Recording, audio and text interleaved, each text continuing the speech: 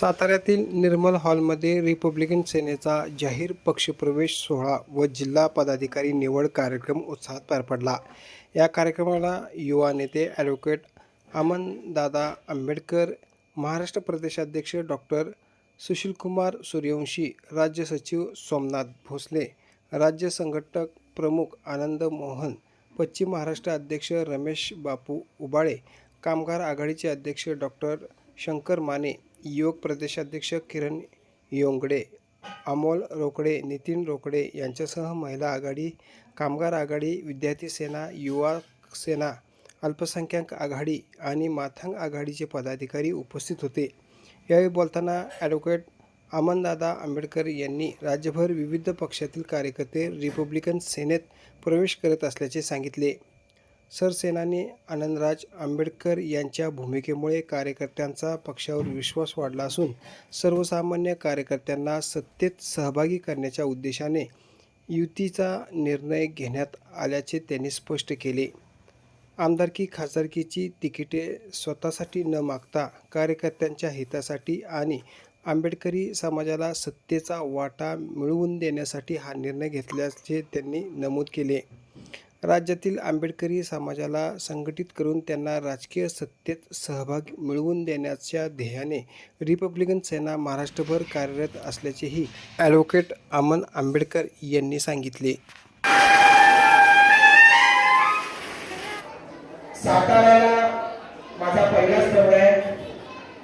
मागच्या दौऱ्याला मला यायला जमलं नव्हतं, पण मागच्या दौऱ्यामध्ये साताऱ्यामधले अनेक कार्यकर्ते रिपब्लिकन सेनेचे होते, त्यामध्ये अनेक गोष्टी ठरल्या होत्या आणि आमचे पश्चिम महाराष्ट्राचे अध्यक्ष रमेशजी उबाळे यांनी एक ध्येय घेऊन पुढे चालण्याचं काम केलं, ते म्हणजे रिपब्लिकन सेना तळागाळातल्या कार्यकर्त्यांना, तळागाळातल्या गावातल्या एक एक शाखांमध्ये रिपब्लिकन सेना पोहोचली पाहिजे आणि इकडच्या एक एक माणसाला सरसेनानी आनंदराज आंबेडकरांचा काय ध्येय आहे आणि या आंबेडकरी चळवळीला, आंबेडकरी समाजाला कसं सत्तेत न्यायचं हे इकडच्या सर्वसामान्य कार्यकर्त्यांना समजून देण्यात आहे। आमचे महाराष्ट्राचे अध्यक्ष असतील, आमचे महाराष्ट्राचे कामगारांचे अध्यक्ष असतील, अनेक महिन्यांपासून, वर्षांपासून आम्ही अख्ख्या महाराष्ट्रात पिंजून काढतोय, कारण की आज जसे तळागाळातले गटातटातले कार्यकर्ते रिपब्लिकन सेनेमध्ये प्रवेश करतायत, तसेच अख्ख्या महाराष्ट्रामध्ये असेच गटातटातले कार्यकर्ते रिपब्लिकन सेनेमध्ये प्रवेश करतात, कारण की त्या एका निर्णयामुळे सरसेनानी आनंदराज आंबेडकरांची भूमिका अनेक लोकांना पटली। तो निर्णय म्हणजे माझ्या सर्वसामान्य कार्यकर्त्याला सत्तेत नेण्याची। आपण बघितलं असेल, इकडचे आज जे पक्षप्रवेश करतायत त्यांनी अनुभवलं सुद्धा असेल की मागच्या अनेक वर्षापासून ज्या लोकांसाठी, ज्या नेत्यांसाठी आपण काम करत होतो, त्या नेत्यांनी कधीच सामान्य कार्यकर्त्यांचा कधी विचार केला नाही, पण सरसेनानी आनंदराज आंबेडकर साहेबांनी पहिला विचार केला तो म्हणजे या सर्वसामान्य कार्यकर्त्यांचा विचार केला। आमदारकी असो, खासदारकी असो, स्वतःसाठी तिकीट न मागता सर्वसामान्य कार्यकर्त्यांच्या हितासाठी, सर्वसामान्य कार्यकर्त्यांना सत्तेत नेण्यासाठी युती केली।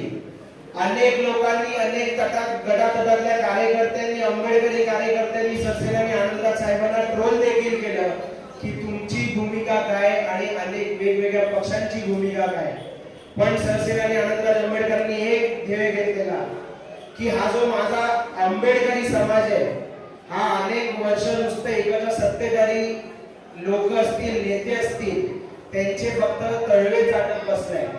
त्याला कधीतरी सत्तेची